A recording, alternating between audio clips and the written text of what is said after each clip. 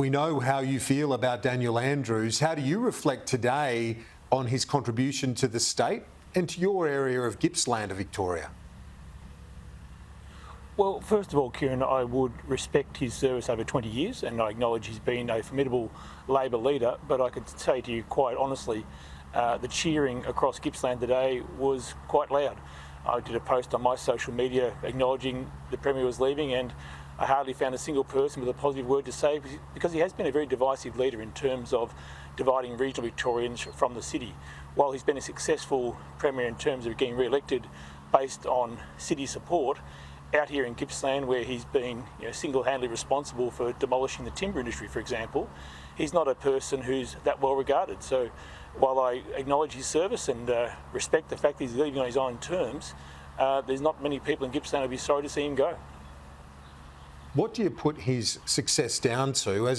As someone who's watched politics and been around it for a long time, what do you make of the political phenomenon, which saw him re-elected in a big win just last November?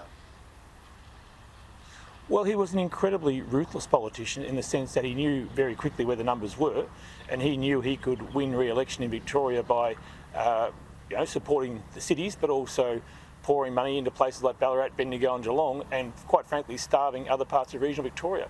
He has been a very divisive Premier. If you walk down the streets of Melbourne, you'll get very diverse views. Obviously, there are people who love him and think he's done a great job, and then people in my community would take the view that he was appalling to us during the COVID lockdowns. We were locked down, we believe, unfairly, and many times having city rules applied to us.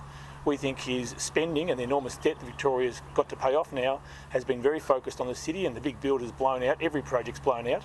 His botched handling of the Commonwealth Games is another reason why regional Victorians are very disappointed in this Premier. And his performance when it comes to the native hardwood timber industry is something that will never be forgiven.